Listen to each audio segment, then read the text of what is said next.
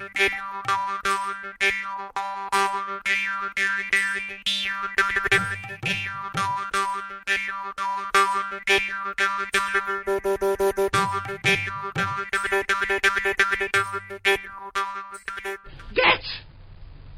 the comfy chair! Welcome to this episode of The Good, the Bad and the Odd with your hosts, Mark and Sam. Hi, Sam.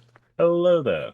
Right, so it's a comfy chair today. We haven't done one of these for a couple of months, so I had a massive list, but I've pared it down to make it a little more reasonable. There's a few cheats in here. Some of them are more than one film, for example. But we'll see. Mine are most actually. So I've got about half films, two TV shows, and one video game. That's my kind of thing. I'm going to talk about my odd first. Stroke bad, right? Yeah. I watched for the first time, and I've watched some of these before, but not the whole lot. I've watched the entire series for the first time. All the old Matt Helm movies. Do you know? Are you even aware of this? Do you know what this is? Not something I've ever heard of. Okay, Matt Helm. Okay, it was right. So James Bond came out, and there was a slew of copies. Right, everyone, because it was so popular, people started doing rip-offs of it. Mostly in America, and the most famous one's probably Our Man Flint and Flint. That character Flint, American version of James Bond, and a bit goofier and sillier in a sort of 60s Batman way. However, if you kept going in that direction, you just kept going and going and going, then another series of films came out called the Matt Helm, right? Matt Helm was actually a fictional character in a book series, 27 books apparently, and it's meant to be like gritty, realistic espionage series, you know, like the James Bond books, right? However, no, they did not. That basically they redid it all as almost like a 60s Batman kind of vibe. And this was Dean Martin, the singer, Dean Martin, famous for, you know, Volare and Everybody Loves Him, all that. It was him. He was pretty old when they made these, right? So he's like an hour. This is like watching late Roger Moore era James Bond, right? In that his cover is a photographer, right? Yeah. And basically, Austin Powers heavily ripped into this, right? For example, in one of the films, there's about a henchman with a fez, for example, things like that. Yeah, and they were kind of fun, but there was good and bad ones, right? So there's 4 films in all, and let me see if I can find a listing of the films, right? So most of the books were called The Something, The Silencers and The Menacers and things like that, right? That's just the nature of the book. The films in this order, and they came out year after year. In fact, the first 2 were made in the same year, 1966, right? The Silencers and Murderers Row were the first 2. The third one was The Ambushers, and the fourth one was The Wrecking Crew. And essentially, it's colourful, silly. You know, women are falling at his feet, even though he's like about 50 odd and not in the best of health and likes a drink. And weirdly, they intercut Dean Martin songs with everything that's going on, but not him singing them, right? They're just in the background, right? Weird. Why don't you if you're gonna get Dean Martin for something, get him to sing. So well, they kind of have their cake and eat it by having him, appearing. I think they could then put it on the soundtrack and sell it in the soundtrack, but he wasn't actually singing, right? The first couple are fine. They're kind of fun and they're silly. They're like 6 out of 10s, right? And there's some fun elements. And weirdly, there's elements in these films that I see in later James Bond films, which is odd, right? I'll give you an example. In one of the films, there's a henchman called Ironhead, right? And it's a man with basically a big steel plate right in the middle of he's bald, big steel plate in the middle of his head. And he's like a bad guy and he's big and tough. And Dean Martin actually takes him out at one point by using a big electromagnet. Okay. Yeah, which is what they did with Jaws in Spy Who Loved Me, right? That character, right? Anyway, the third film was awful. Actually, the first two are fun. They're silly throwaway films, but they're kind of fun. They're a bit like Elvis movies in Zero. They're just throwaway nonsense, but are just colourful fun. But the third one had the biggest sin of all for a movie. It was boring. It was boring. It was like, what the heck? Because the plot was really mundane. He was pretending to be married to this woman, and they had no chemistry. And I got through that, and I thought, oh, I'm not sure I can watch it more. I thought, well, I remember kind of seeing The Wrecking Crew when I was a kid and quite liking it, like when I was like 7 or something. So, so I went on. Actually, it was really good. It was the best one in the series. For some reason, had a real Just made dip. a stinker of a third film. Third film, but the fourth one was actually probably the best one, and it was really fun. Elkie Summer was in it. Okay. I think she's Danish actress, and also Sharon Tate was in it before she got tragically murdered by the Manson family. Okay. Yeah. So this was 69, and there's some fun stuff in it. There's like hovercraft stuff, which is kind of cool. Okay. And they were going to make a fifth one, or they planned to make a fifth one called The Ravagers, but Martin said, no, I'm not doing this. I mean, he was getting really past it by then anyway. And they even had at the end of The Wrecking Crew, Matt Helm will be back in The Ravagers. And I think they even showed like a weird little clip thing as well. Wow. There was even also a Matt Helm TV series. But in that one, he was like a retired spy and he was a detective, and they'd kind of tried to make it work, but it didn't really, you know. And apparently, there's even been a bit of Matt Helm manga as well. Okay. It's a weirdly sticky character, but the vibe is definitely James Bond through a Batman 60s Batman filter, right? Ah. Yeah. But three of them are not bad. They're kind of fun, but the third one. 1, 2, and 4 fine. The third one was just, oh my God, this is boring. There's nothing happening. In the other ones, it's all silly nonsense and like, we will get Mr. Helm and all that kind of stuff, right? Yeah. Yeah. And apparently they wanted to bring it back and they wanted to do it like the Bourne Identity rather than. It's like, just give it a different name. Don't call it Matt Helm. That's just silly. What's the point if you're going to do a completely different vibe, right? Yeah. Anyway, yeah. Kind of a recommend. The Wrecking... If you're going to see one, make it The Wrecking Crew. And if you're going to see any more, just watch the first two after that. But the ambushes is just awful. So, Anyway, that's me. Okay, so my first one is actually it's the only full film I've seen in cinemas since our last one, and it was Masters of the Universe. Oh, I haven't got to this yet, and I was thinking, how was it? It was surprisingly good. Like, I really I might enjoyed go it. and see it next I don't think week. it's making its money back, but it was quite fun. Like, there was a very funny bit where, so it's an adaptation of the I think it was the 80s cartoon. He-Man and the Masters of the Universe. Yeah. But the premise is a little different. It serves kind of as a prequel to that. It's a bit of a He-Man origin story. Basically, there's a Kingdom of Eternia during a hostile takeover by a villain called Skeletor. A young Prince Adam of Eternia is kind of cast with alongside the weapon, sort of like a heraldic weapon of the setting called the Power Sword. He's cast into the regular world and grows up there. Like he grows. I think they say it's 15 years he spends in the real world from when he was like 6. So he's in his early 20s. It is kind of funny because He-Man, very stereotypically very buff guy.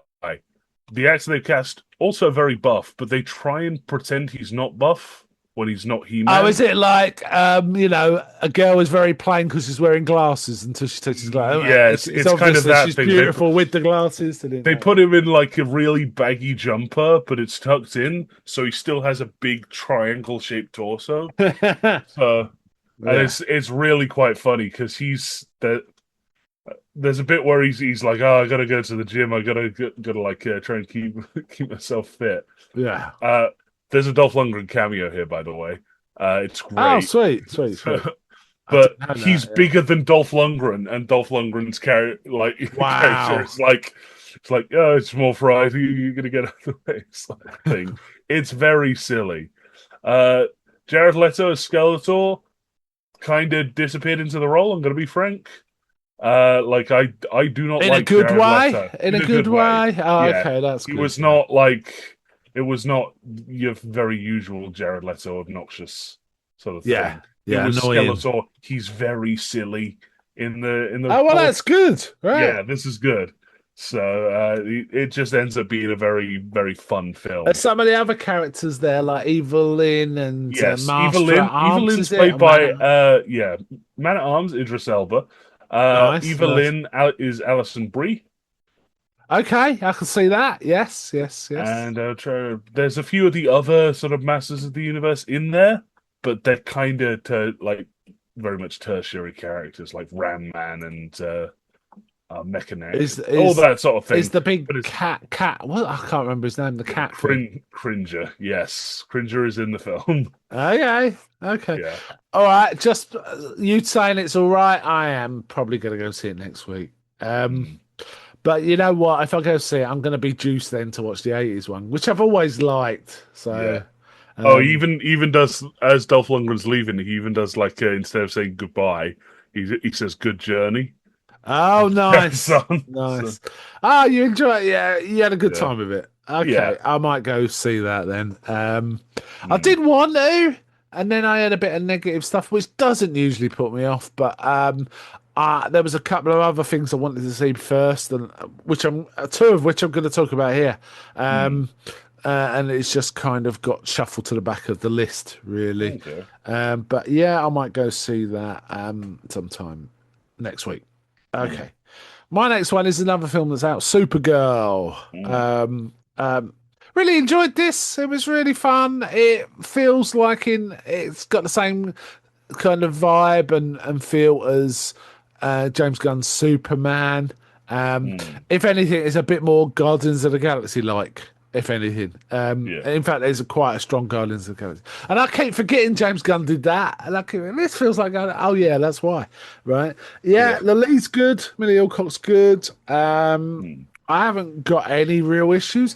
The film, I think you get this from the trailer, so this isn't really a spoiler, but basically the plot's kind of a redo of True Grit, hmm. in some respects.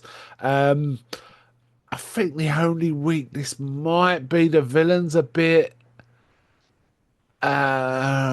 Yeah, this is something doesn't I've stand heard. Is out. Doesn't it's stand out. like I mean, it's all right. It's all right. What the real good? I mean, I really like Millie Alcock as Supergirl, but Jason Momoa absolutely knocked it out of the park doing Lobo, which is interesting because I've found him. It's almost like he's on a trajectory of worse and worse. He was all right as Aquaman, and then he became the villain in Fast and Furious, and it really didn't work for me. It was like, oh god, he's really bad in this. He's okay as Duncan in June. I think it's all mm, right, but as like I think he's found. You know, there's some roles when someone does them, you think no one else is going to be able to do it. Like Ryan Reynolds as Deadpool or Arnie yeah. as Conan. I think Momoa is Lobo. Which Right? ironically, Jet Momoa did, right? He did kind of, but he couldn't because he wasn't on. Yeah. Yeah, and it wasn't very good. But Lobo, yes, yes, yes, yes, yes, yes. Really, really fun. And he's not in many scenes, and he totally kind of steals them. Mm, And he's funny because he's so powerful. He's really not phased by whatever happens to him, and that's kind of yeah. a bit like Deadpool, right? In that way, really enjoyable. Definitely try and see this at the cinema if you can. Mm, It's DC feels like it's in good hands to me with this mm. Superman and the Peacemaker series. I'm pretty happy with DC stuff at the minute. Yeah, so that's me for Supergirl. Okay, so my next one is also something I saw in cinemas, but it's technically two episodes of a show. It's The Amazing Digital Circus: The Last Act. It's the final episode with the eighth episode tacked onto the front, released theatrically. Now I have talked about Digital Circus before when I started watching it, and it's the story of the these six people that have been trapped in essentially a video game, or at least that's how it appears. And it's very kid friendly, but it's heavily inspired by "I Have No Mouth and I Must Scream." Oh And wow. I think I showed you the first episode, and you didn't particularly take to it. Nah, no, I didn't. But Yeah, it's not my thing, right? yeah. But yeah. Final episode came out, really quite enjoyed it. Like it's a very fun little thing, and like I myself am not part of the LGBT demographic, but Yeah. from what I've been able from people I know that are, it hits heavily for them. So Oh no, it's got in a good way, in a yeah. good way, In a good yes. way, yeah. Oh, that's So good. That's good. yeah, Yeah. yeah. I That's don't good. want to talk about spoilers, but the jokes are very funny. The emotional moments hit very hard, and it's around a really good film. Right. So Cool. yeah. Right. My next one, also at the cinema recently, might be the best horror film of the year so far. Bone Temple I really like as well. So I actually have a small preference for Bone Temple just because I like it so much. But Mm. this is a better horror film, objectively a better. Sorry, it's never objectively anyway. But Mm. yeah, it feels like a much more straight horror, right? Obsession. Um, Okay. an interesting movie. It apparently inspired by an episode of Treehouse of Terror, and it's what is the monkey's paw segment in Right. Treehouse. So Yes. this is a be careful what you wish for movie. Yeah. I've a lot of I, my friends have seen this. I've not seen it myself. yeah. But it sounds particularly unpleasant to watch. Oh yes, it's a horror film. It is a Yeah. proper horror film. There's no oh, it's a bit funny. I mean, there are funny moments with the characters, but that is not the point of it at all. Mm. The performance of one actor in this, is actress all right to say, female Yes, actor in yeah, this is it's still okay to say that. Inde Neverett. I think that's how to pronounce it. She gives an amazing performance as Nikki. It's like up there with, I don't know, Mia Goth in Pearl. There's a lot of great female performances recent. Lily Rose Depp in Nosferatu Mm. is up there with that. In fact, it's probably better than that. I haven't seen anything this striking since. I mean, it reminded me of bits of The Exorcist. Okay. Some of the performance. Elements of it also reminded me of Get Out without it being that film. It's its own film, Yeah. but bits of it reminded me of that. And I don't want to say any more because I don't want to spoil it.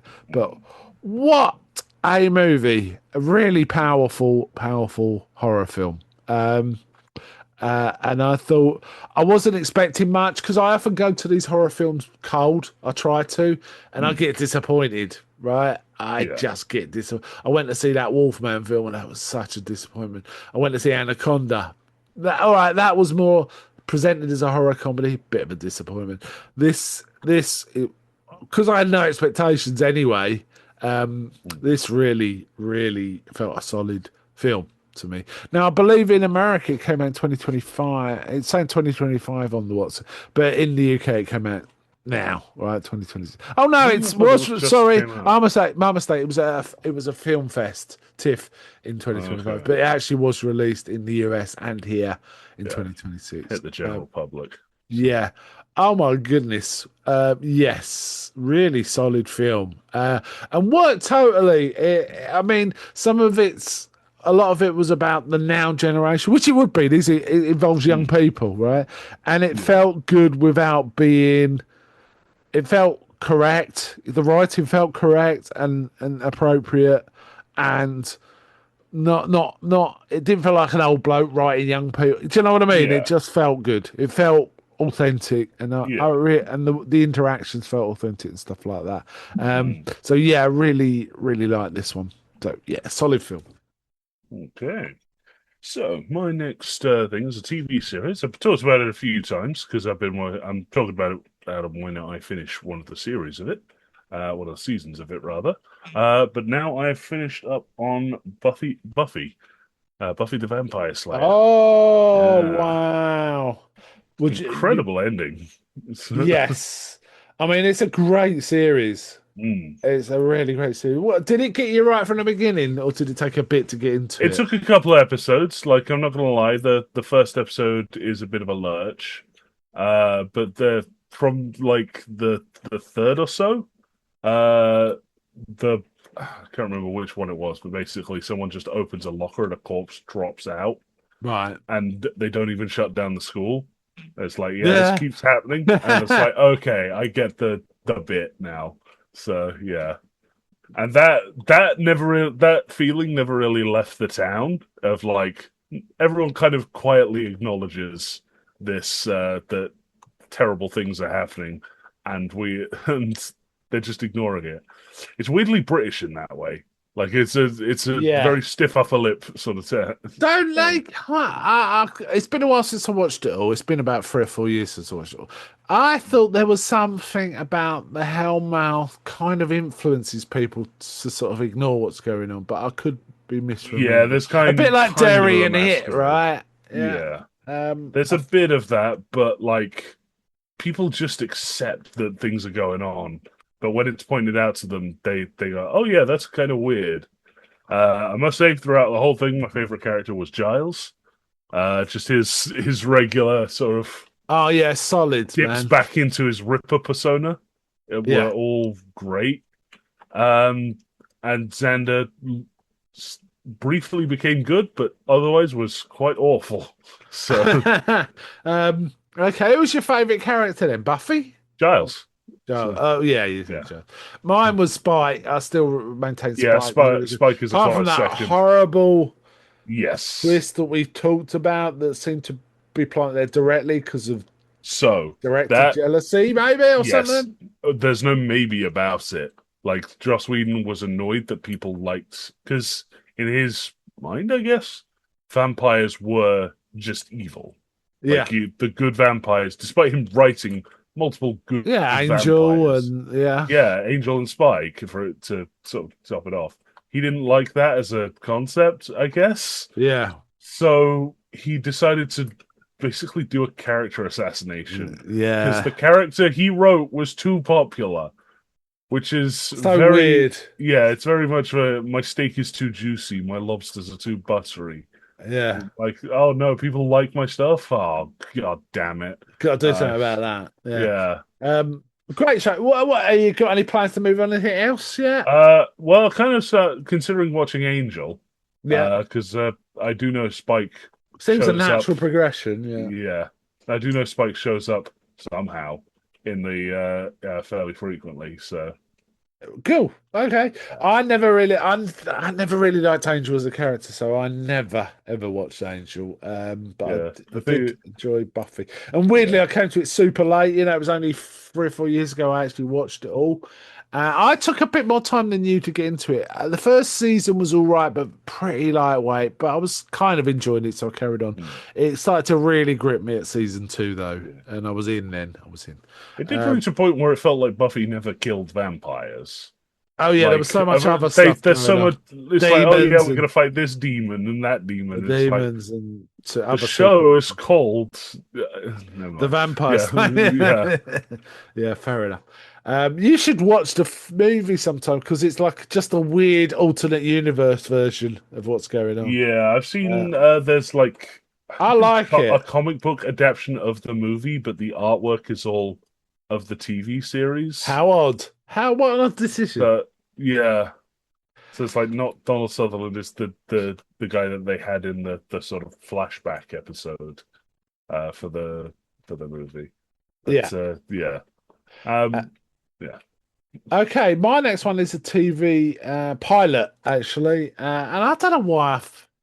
You know why I give this a go. I've been watching sort of stuff from the 70s recently, and I thought I'd give it a go, and it is from the late 70s. And I was going to watch Battlestar Galactica actually from the 70s, but I decided this. I watched a pilot episode, which is a long, I think about hour and 10, hour and 15, of Buck Rogers in the 25th century. Oh, jeez. Whoa, I had a good time with it. let's start with that, right? I had a good time with it. Oh man, was it cheesy? It was so like basically. Have you seen like some 70s Battlestar Galactica or anything like that? Have you Yeah, seen I've that? Right. also So you seen know the the Looney vibe. Tunes parody of this Okay, with Duck Dodgers. Duck Well, Dodgers that in the 24th and a half well, century. that was Yeah. the Looney Tunes parody of the Buster Crab cereal. You know, when Flash Gordon they actually made a Buck Rogers cereal, Mm, which is not as good, but it's kind of still fun, and it is yeah. Buster Crab playing Buck Rogers, so that's always good, right? He was quite pretty good, Flash Gordon. Anyway, this Jill Gerard plays Buck. Yeah, there's a robot. Basically, Mhm. the Earth is run by robots, like a meritocratic robot group. Um, Okay. but that's fine. They're benign. Everyone likes that, right? Okay. But one is called Doctor Prometheus, who's like a big ring, right, with blipping lights, right? Who talks to Buck Rogers, and he says, "Hello, Buck. I believe." Yeah, basically, they think he's a bad guy, you know, because basically he gets frozen in space. He's sent out in the 70s, not 1970s, and he comes back in the 21st Okay. So century. he's like a transplanted character. Yes, Okay. it's fish out of water thing. Yeah. Um, and when they first discover him, they think he might be like an enemy spy, and also the other bad guys find him and think, "Is this real or is he a spy?" And they don't even unfreeze him; they just stick like a weird transmitter on his ship and send him back out. So when the Earth forces pick him up, and somehow he wakes up. Oh no, he does wake up a bit in the bad guy's place, but he's kind of woozy. And anyway, he gets back, and they're all suspicious of him, apart from this robot guardian guy called I think Doctor. Is it Theophilus? I said Prometheus, isn't it? Theophilus, Yeah. something like that. But because he's just a round disc and can't move around, he's also got another robot, Yeah. a little robot is about 4 foot tall called Tweaky, right? Who Tweaky. wears, yeah, Tweaky, who wears Doctor whatever his name is as a massive medallion, right? And Tweaky's Sure. voice is. Are you getting a picture of this up? By the way, Oh no. Okay. Tweaky's voice is Mel Blanc. You know, Okay. we did back, Yeah. and Looney he goes, Tunes. "Okay, Buck," and things like that, right? And he's constantly commenting on what Buck's doing. So Buck keeps talking about stuff from the 70s, but Tweaky somehow knows all the cultural references and starts using the lingo. The real point it hit max 70s. Got to mention this is there's a formal like dinner party with all these people from different parts of the galaxy. Oh God, his head. Well, Yeah. you're looking at Tweaky. Yeah. Yeah. Can you see the big glowing thing, round thing that's hanging off his Yeah. neck? Yeah, that's the thing. The peak 70s bit of this is where the party's going on. It's all this kind of slow music and everyone's kind of waltzing, but doing like a weird dance. You know, it's almost like a 17th century dance rather than. Hmm. And Gil Gerard's like saying, "Nah, can you put some rock into it? Can you funk it up?" And the bloke's going, "What?" And suddenly the bloke presses a button and a disco track starts, right? And Gil Gerard starts disco dancing and they're all going, "Oh, it's so primitive." So there's disco and Tweaky's going, "Get down." And Jesus Christ. Oh, and there's also a really bad cheesy song that goes something like "Somewhere out there, far beyond the star." Oh God, bleh. Yeah, I had a good time with it. Let's put it that way. Yeah. But yeah, it does not fly much these days. Yeah. Not because it's got inappropriate wordage or anything like none of that. It's just so incredibly cheesy. It's like Okay. they watched Battlestar Galactica and thought, well, you know, we got to make this way more camp. Hmm. And stuff like that. There's a big character with one of the princesses. I mean, it's all a bit Flash Gordon-y as well, which Buck Rogers Hmm. always was. There's a princess who's like the evil princess, and she's got a bodyguard called Tiger Man, who's like 8 foot tall, just growls and things like that. Yeah. Anyway, yeah, Buck Rogers in the 25th century. What a film! Hmm. I might show you a bit next time you're home. Yeah. Yeah. Anyway, back to you. Okay. So my next one is following the announcement of Guild Wars 3 at the Summer Games Fest, which is kind of the big game announcements venue nowadays, I've gone back and I've started playing Guild Wars 2 again. Nice. Now that this is an MMO set in the land of Tyria, that you can play as 5 different races, but the overall thing is that the so-called Elder Dragons have awoken, and they are messing everything up. Like they are just destroying everything, and you play as person who becomes the Pact commander. The Pact being the sort of unified factions of the realm, and then slowly one by one killing them. This is not too much of a spoiler because that is the premise. Yeah. Of the game. So is it a turn-based thing, or is it just no? real... It is real time. But it's very different from your standard MMO fare. While there is like you get a hot bar with buttons and cooldowns and whatnot, you're limited to only 10 actual actions. And there's active dodging, and positioning is very important in this. So you do need to get out. So your sidestep and attack is more important than blocking it, say? Is that what you mean? Right, well, while there are block functions, most classes don't have the access to that. They just So it's about speed. Get it. So it's mostly dodging. But just generally playing it, it is a really fun game. There's like jumping puzzles, there's exploration. You get rewards of experience for doing all of these things, at least once per day. So it is worth just going around, just messing around with the jumping puzzles, wandering around the maps, just finding stuff. Sounds like my cup of tea, actually. Yeah. I might watch some online videos. The base game is free to play, so you can just give it a go. But the game really comes... PC or PS4? Yeah, PC. But the base game is good, but it really kind of comes into it once you get into the first 2 expansions, right? Because they add a bunch of movement technology. So you get mounts, which is in usual MMOs. They will what will happen is you get a mount, and that mount is pretty much identical, aside from aesthetics, to every other mount. So you pick the one you like the look of, right? Yeah, looks cool. But in this one, each different mount is a different movement. So, like, there's you get a dinosaur one that can do long jumps. Essentially, you get a rabbit one that can jump really high. You get a griffin that can fly. Okay, so you can find one that suits your style or the way you want to traverse the map. Then, yeah, it becomes a case of every mount is still very much like usable all through the game. And there's another expansion that's gliding, that sort of thing. But yeah, it is a very fun MMO. I'd say it's probably the easiest one to just jump in and play.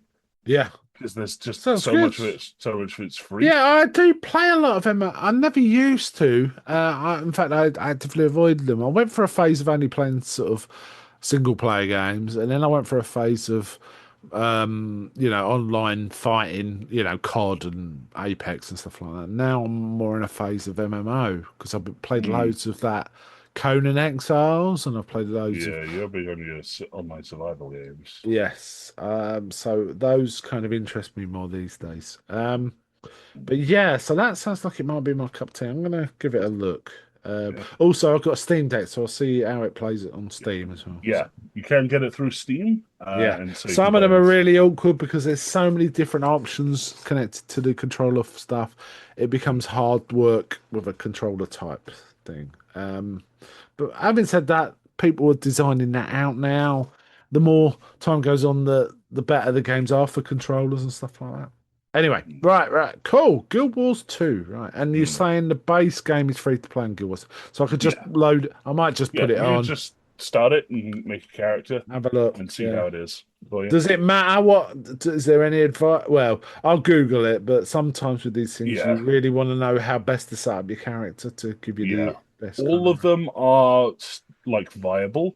Yeah. But generally, it's like if you want to hit stuff. You want to play as the warrior. If you want to cast stuff, you want to play as the elementalist. That's okay, right. Fair enough. Right. Okay, my next one is a streaming TV series on our Amazon Prime. And a lot of people have talked about this for a long time, and I've kind of seen trailers and thought, yeah, I'll give it a go sometime. Never got to it, but I finally watched it and absolutely thought it was great. Clarkson's Farm, and I'm talking about series one, really. There are five series, and I'm most of the way through series two, but I'm just talking about series one. This is a great show because it's funny, but B, it's got a lot. It's educational. You're seeing what farmers have to do to get stuff done. You know how to plant crops and what they got to do to keep the farm running, and how to deal with broken fences and all the issues, day-to-day issues. That makes it sound a bit dry. It isn't. It's really fun. It's not just Jeremy Clarkson. He's got this cast of, workers on the farm and farm managers and things like that. And the vibe is really good.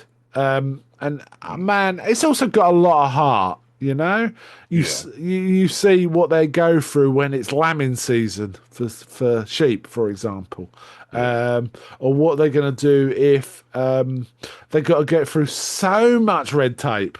I mean, a ridiculous amount of red tape to get stuff done. And of course, he brings his Top Gear Grand Tour kind of vibe to it. He insists on buying this massive tractor, and everyone's like, "That's way too big. Why have you got that?"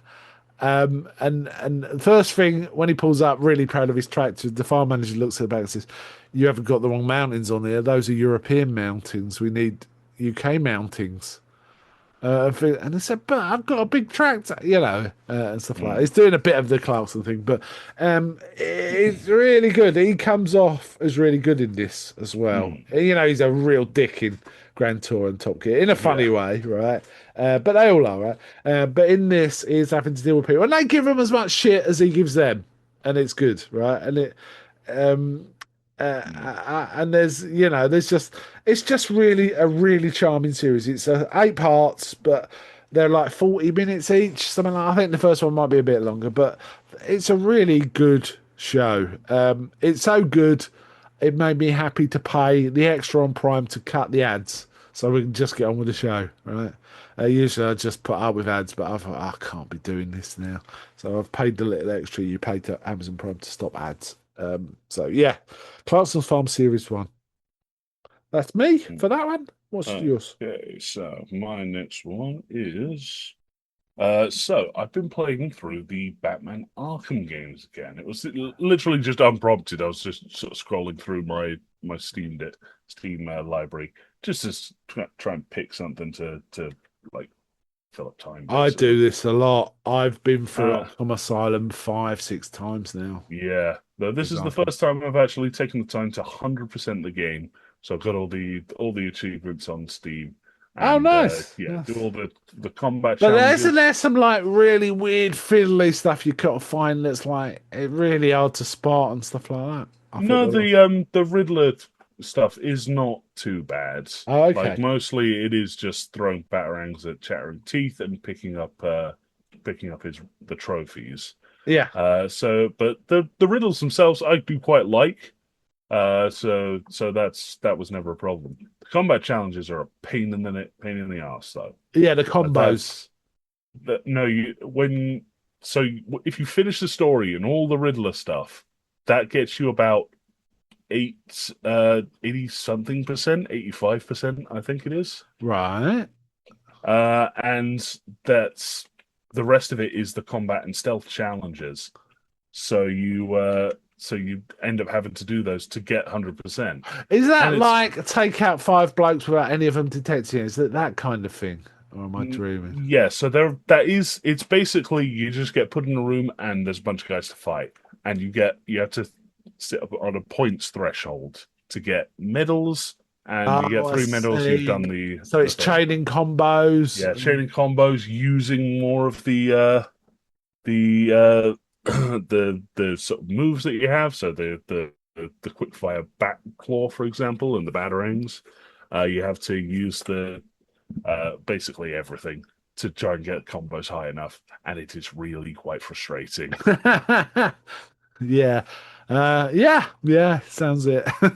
It's not my kind of. I mean, I don't mind doing full challenges when the actual end result is more than just like a medal or a picture or something. When it actually like increases your health level, or then I'm in. But Mm. yeah, cool. Sounds great. I do like them Arkham games. They are superb. Um, and they're ones I often go back to. I haven't been back to them in a while. I really like Arkham Asylum the best of all of them, Mm. because the others are kind of a bit of a retread. They do overuse the Joker a bit as a Yeah. bad guy, don't they? But I like the origins and the city and Mm. stuff like that. They're kind of fun. Right. So my last one is so yours was on PC, right? These are PC. Yes, I was playing these on PC. Yeah. Right, my last one is also a PC game. It's an MMO, Mm. though it is coming to PS5 soon, and I'm quite excited about this. And it is Dune Awakenings, Okay. which I have played a ridiculous amount of in the Yeah. last few months. Well, I played through it mostly all the way through once. And then Mm. when I got to the end game, it was like, well, I'm just gathering resources to help me gather the same resources. This seems pointless. So I just stopped playing, right? Mm. Um, then I heard that there was a few, and I'd already played like for a season pass, so I could have used the next chapters, but I didn't. Then I heard, well, what prompted me to do it? I heard it was coming to PS5. And I was saying, oh, I'm juiced. Because it runs really janky on my PC, right? Mm. And I'm thinking the PS5, it might run better, but still not sure how much of the jankiness is the server response times and how much is the actual local processing. I just don't know. But I Mm. was kind of juiced for the PS5, so I was kind of looking for that. And it's coming in September of this year, September 2026. Um, and I thought, well, you know what? I'll give it a bit of another go just to Mm. give myself the feels for it. And then after I finished playing it, I went on to another, and this was made by a company called Funcom. I went on to another Funcom game called Conan Exiles. Played the shit out of that too, and it's got kind of a similar vibe, but it's even bigger. It just goes on and on and on in terms of what you can improve and and stuff like that. But that was quite of a fun game. But in the end, it felt too samey. So I just stopped that. Anyway, going back to Dune Awakens, really, really dived into it again. Did everything I did before. And weirdly, there is a whole set of challenges where you're kind of exploring the Fremen culture, which are really similar to the Arkham Asylum and Arkham game. Those mini challenges where it's either the Scarecrow or the Mm. Joker, and it's kind of a bit, you're in a weird space. Alice in Wonderland, and you got to Yeah. get through challenges, you like hide and run and things like that. There's a whole set of challenges during Awakening called the Trials of Ackle, where you got to do that, and that unlocks quite insignificant Fremen technology. And if you get to the end, you unlock a death still, which means Mm. you get loads of water from one body because you spend quite a lot of the game just trying to find water, just finding water, Mm. going from water to water before you dehydrate and die. Right? There's a lot of that. Mm. But they've totally reworked the end game, and it is infinitely better. There's so much you can do at the end. There's all sorts of challenges, and there's like if you do these missions, you get a 1% or 2% increase in your health or your combat strength. So you're gradually improving, and it all culminates in these big dungeons you can go to, and you can pick the level of difficulty. Mm. So you're constantly trying to improve your armor, improve your skills, improve your weaponry to be able to get higher in these dungeons, which in turn drops even better gear and stuff. And you can only do so. For example, you go into a dungeon the first time, you can only do level 1. You can't do level 2. Only Mm. when you've beat level 1 could you beat level 2, and so on. And I think they go up to 100. Yeah. And some mad people could play at level 100. I could just about beat one at level 11. That's the highest I've ever got to so far, Mm. and I haven't been through a lot of them. So it's infinitely better. But I've got thousands of hours on this now. I think I put probably 800 in the first time I watched it, and then I've done way more this time. And when it comes to PS5, I'll do it all again, frankly. Yeah. It's and I'm looking for, and also they're also releasing a single player mode because it's an MMO. You can, which I feel probably won't be as good because part of the challenge is you're looking for spice in the deep desert, for example. You got to get there before anyone else and try and farm it before anyone else gets there. Whereas if it's a single player, you don't have to worry about any of that. It's just you, the desert, I presume, and the bots, right? Unless they up the bot, I don't know, some sort of bot. Yeah, they'll probably add more PvE elements to it. Yeah. They definitely improved because one of the aggravating things about it before there was like areas with PvP and areas with PvE, and the good stuff was in the PvP areas, and you're constantly getting shot at and rocketed where you're trying to deal with sandworms and stuff. But they actually changed the end game entirely from that perspective. So you can actually select, I want to play in the PvE area. Got way less resources, but you don't have to worry about twats coming and rocketing you and stuff, right? And I like that balance. I think it's a really good balance.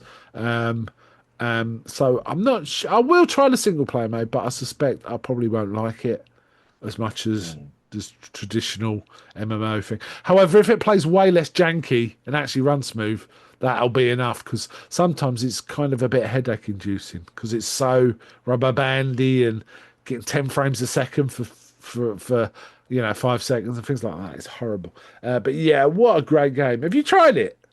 No, not yet. I think you have to buy it. I don't think there is occasionally a free-to-play weekend. I think. Yeah, tell you what. Next time there's a free weekend, I'll see if I can get it.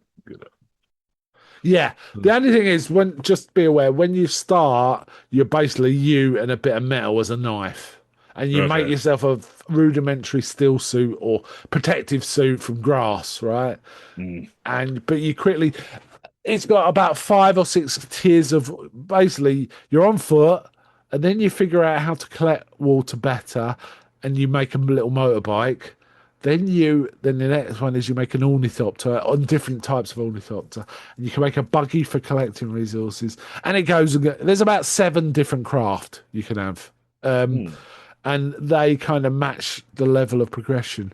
And they've just balanced it really well. They obviously learned a lot doing Conan Exiles about how to make it so you're progressing and always feeling like, oh yeah, this is a good thing. I'm going to do this.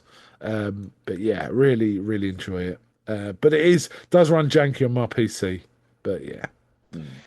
Back to you. That's my last one, so back to you. Yeah, so my last one is actually a game I only started playing yesterday, but it was so good I really do recommend giving it a go. It's called Invoker. It's spelled Invoker with a Y instead of the E. It's basically horror Jumanji, in that you start off as like teenagers in this weird mansion, and there's a board game in front of you, and once you start the board game, the actual game starts, but the premise is that you roll dice to progress along the sort of path of the board game. But once a turn is taken, the doors in this room open up, and you have to go out and find these like golden idols. But all the idols do something weird, and every single time you go out, it adds a new type of enemy to it. So, for example, first run me and my friends did, we played and we got warning of red eyes on green, and you get these vague, weirdly poetic warnings about what you should do and what's coming for you. Right.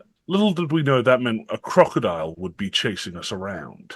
Wow. So yeah, we were running around this haunted mansion that would occasionally turn into a jungle, trying to find these golden idols, all of which do a specific thing when you pick them up or are just carrying them. So, for example, there's one that will immediately jump out of your hands and run away, and there's one that flips the whole map for you, so it kind of looks backwards, so you immediately lose all sense of direction. There's one the particularly like grueling one is one that makes it so you can only see through someone else's eyes. Right. And that is really so aggravating. You have to be talking to each other for that. But yes. Can you set it back again really quickly though? Because you can put it down, but Oh, still, I see. You put it the down. objective is to recover more of these so you get better dice to try and roll on the next one. Because if you don't, you end up with like crappy dice with all like 1, 2. Oh, it's got like almost like a deck building element then, but a dice building Kind element. of, but the idea is that you're getting more idols because you get more optimal dice to roll for the next Right. roll. Yeah. But it's just for that roll. You don't get to keep it for like the next one. But you can find okay. other things that might help, such as resurrection dice, so you can bring someone back to life, or Okay. teleport an enemy right in front of you. That's always fun when that happens. All of the dice can do that, by the way.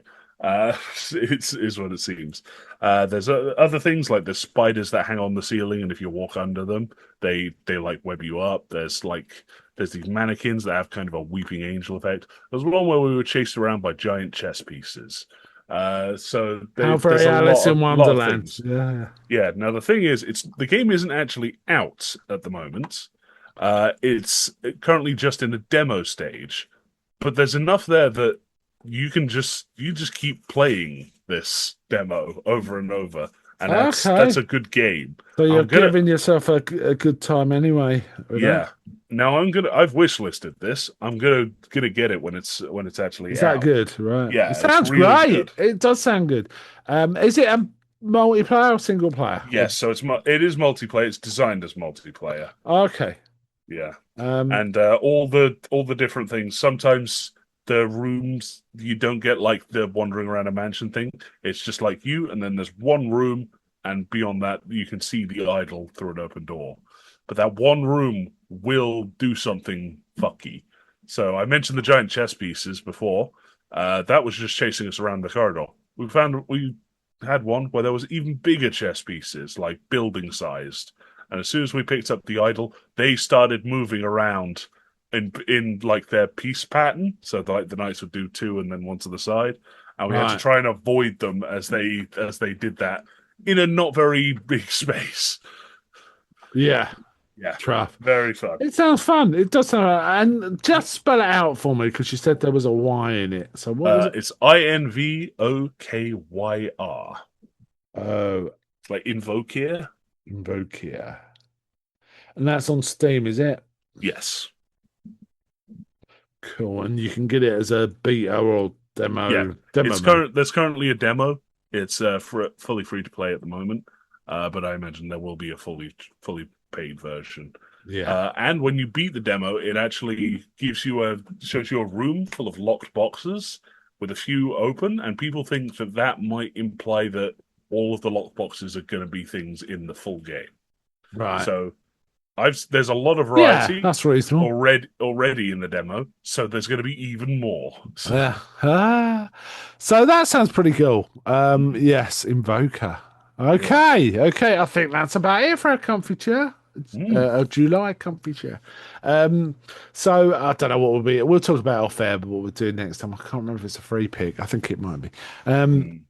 Okay, let's wind up there then. So bye from me. Bye.